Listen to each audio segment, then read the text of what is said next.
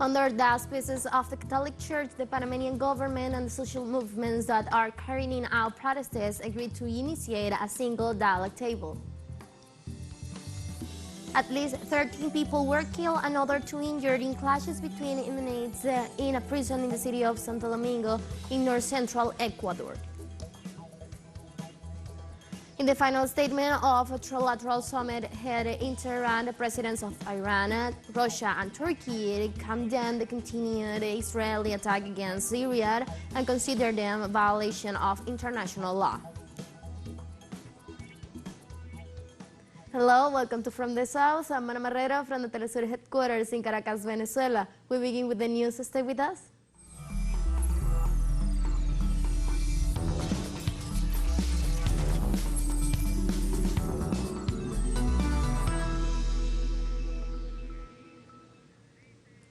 In Panama, under the movements that are carrying out protests, agreed to initiate a single dialogue table. According to a statement from the Archdiocese of Panama, the dialogue table will begin in the province of Coquille at the time and a piece where it will take place were not specified.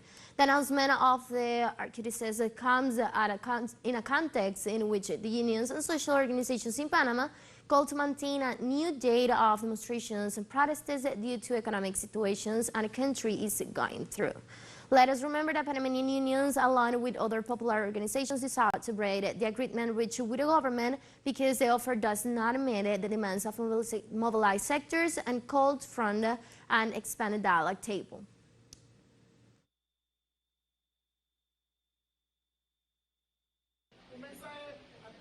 A message to the whole country, especially to the government, that with its dirty tactics wants to destroy the national popular movement. We have had this first encounter to confirm a single united front, that we are a single popular force, which is what the whole country wanted.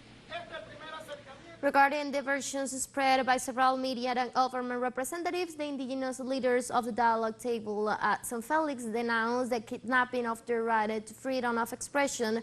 They ratified that it was the Panamanian executive the first to leave the table.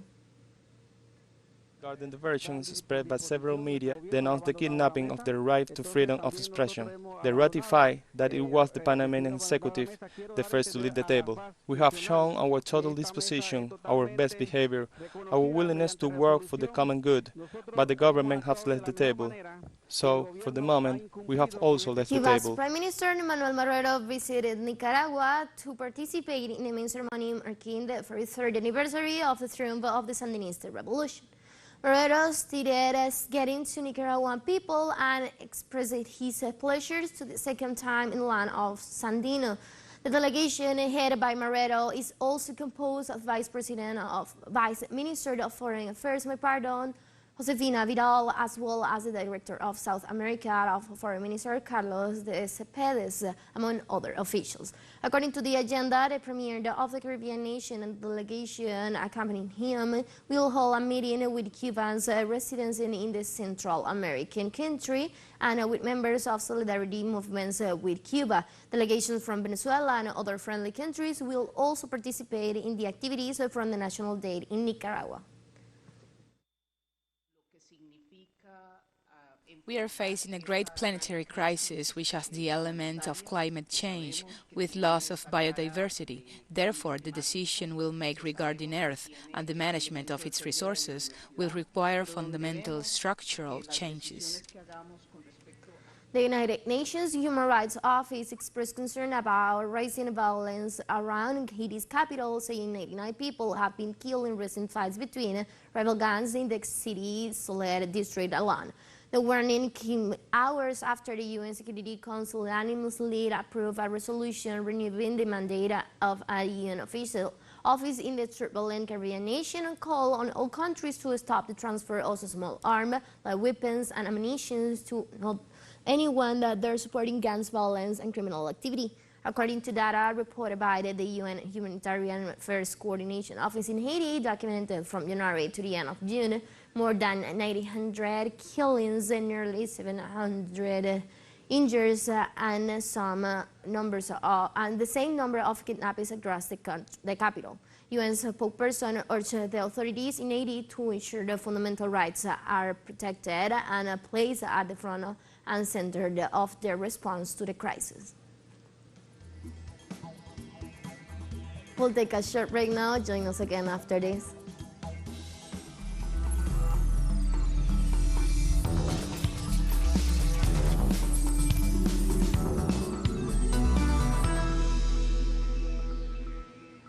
Welcome back to From the South.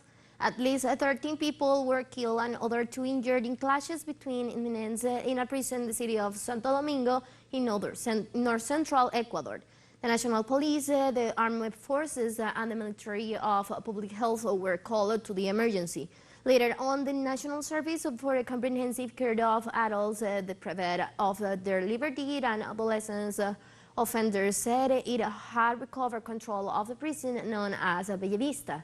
The same prison was hit by violence on May 9, concluding in the death of 44 inmates. The Ecuadorian prison system has been affected with a serious crisis due to the confrontations between rebel drug trafficking gangs.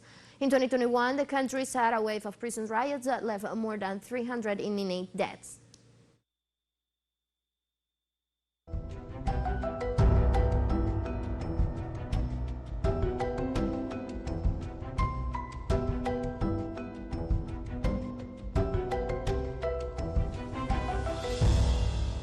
Record-breaking temperatures in the Ecuador are expected in days to come as a result of a heat wave currently engulfing Europe.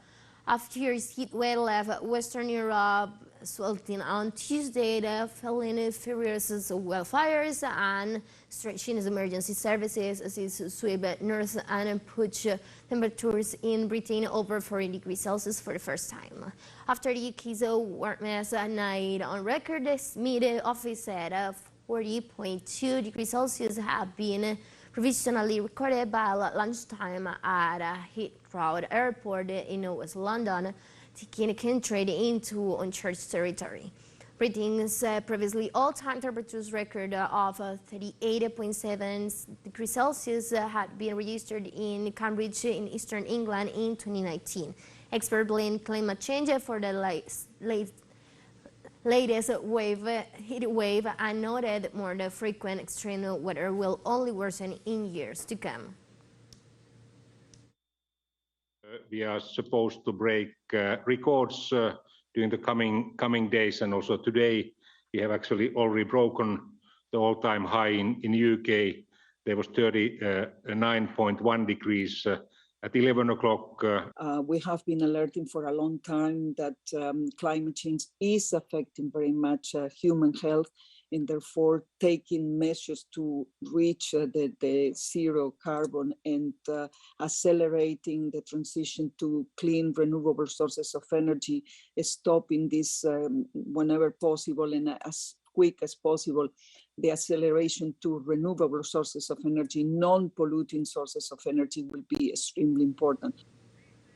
European government representative in Berlin, Germany, to analyze the emergency climate situation in the region.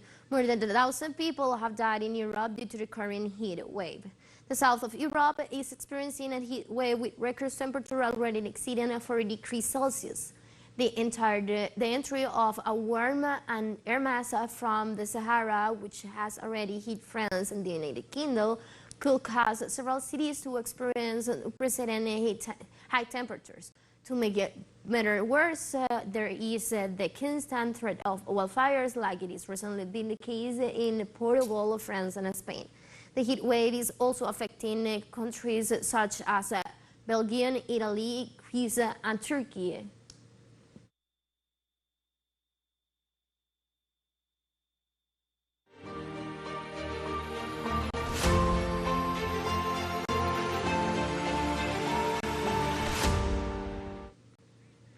The European Commission on Tuesday proposed to unblock funds frozen by sanctions on Russian banks to help resume trade in agricultural and food products. The request was sent to the representative of the 27 states of the European Union in Brussels, and if accepted outright, the procedure will be submitted to be validated on Wednesday and applied from Thursday. This derogation concerns 7 Russian banks, among the Bank Rosaria and Novicom Bank.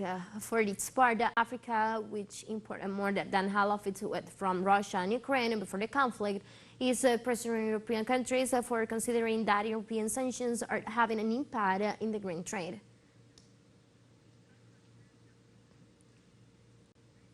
The European Union's Statistical Office, Eurostat, stated that the continent's annual inflation reached a record 8.6% in the month of June. The agency specified that the figure exceeds the 8.1% registered in May, while in the same month of last year it had been 1.9%. The European Bureau points out that the highest inflationary increase was attributed to energy for having figures higher than 42% in the last 12 months. The highest rate were registered by Estonia, Lithuania, and Latvia, while Spain increased by 10.2%. We have more news coming up after this financial break, so don't go away.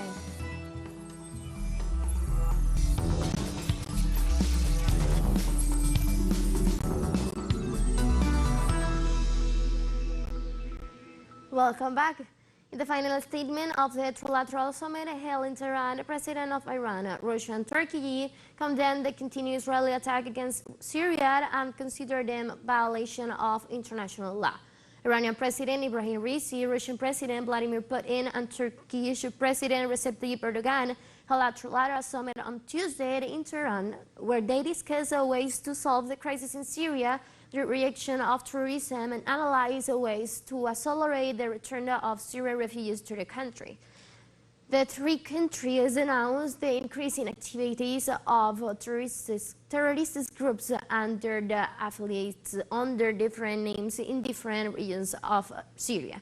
The text further expressed reaction of the unilateral sanctions imposed on Damascus, which contradict international law and human rights. Russia's President Vladimir Putin held a bilateral meeting with his Iranian counterpart Ibrahim Raisi, the head of the three-way summit on Syria. Raisi and Putin discussed means of developing relations in various files, including energy, transit, and trade exchange, as well as regional development. Putin urged strengthening cooperation in the field of international security and said that significant contribution is made to the solution of the Syrian crisis. For his part, Raisi wishes Putin's visits to Iran to be a turning point in the development of relations between the two countries, as well as regional and international cooperation, adding that after the meetings in Moscow and Ashgabat, the process of cooperation between the two countries is growing.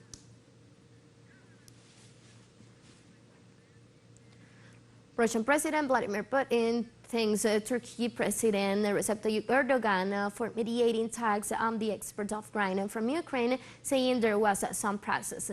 In this regard, Putin thanked Erdogan for his efforts to mediate in order to provide a Turkish platform for negotiations on food issues and to arrange the departure of ships with grain from port across the Black Sea. For his part, the Turkish president commented to Putin on the positive and constructive position taken by the delegation of the Eurasian nation in the negotiations on the export of Ukrainian grain. At this meeting, Putin and Erdogan also discussed ways for the settlement of a situation in Syria, the issue of the Nagorno-Karabakh conflict, and the bilateral agenda on the sidelines of the Astana summit in Tehran.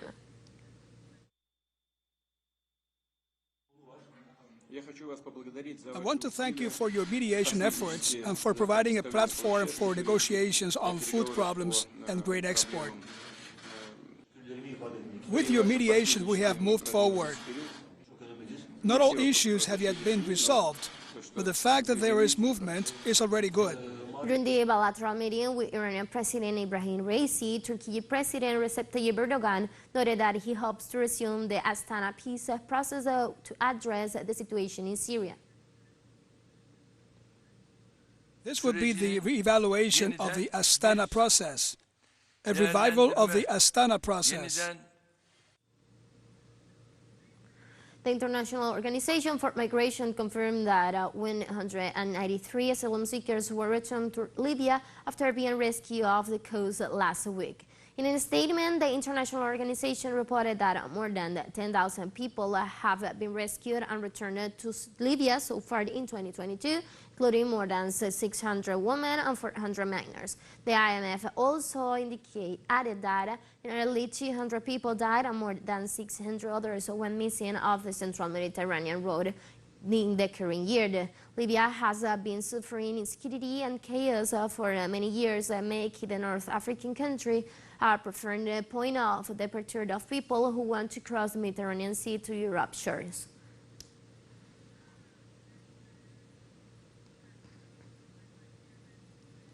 A recent launch of 2 networks for women in South Sudan's security sector provide a platform for uniformed female personnel, both the police and military, to advocate for gender-responsive security institutions. Following South Sudan's September 2019 signing of the revitalized agreement on the resolution of the conflict, the provision of 35% affirmative action quota was a great win for women in various sectors countrywide.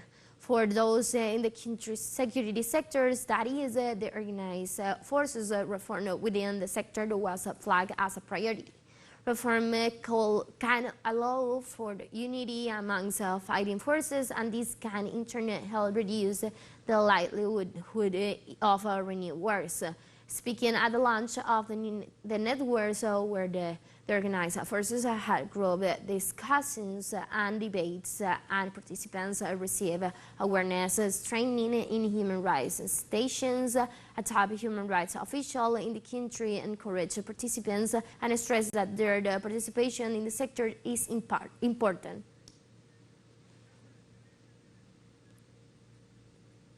teleSUR English continues to grow. Isina now reaches Europe. You can order it from your cable dealer or tune it yourself. These parameters that you see on the screen are in place since July 1st, and quite soon further changes will be implemented for the signal in the Middle East and Africa. Now more than ever, the world connect to us, and our stories are being heard all around the globe. This news multi-platform will continue providing trustful content to oppose the Yemeni's media's narrative and unfaithfulness to our audience. And with that story, we have come to the end of this news brief. You can find this and many other stories on our website at telesurenglish.net. You can also join us on our socials. We're on Facebook, Twitter, and on Instagram as well. For teleSUR English and from the South, I'm Ana Marrero, and thank you for watching.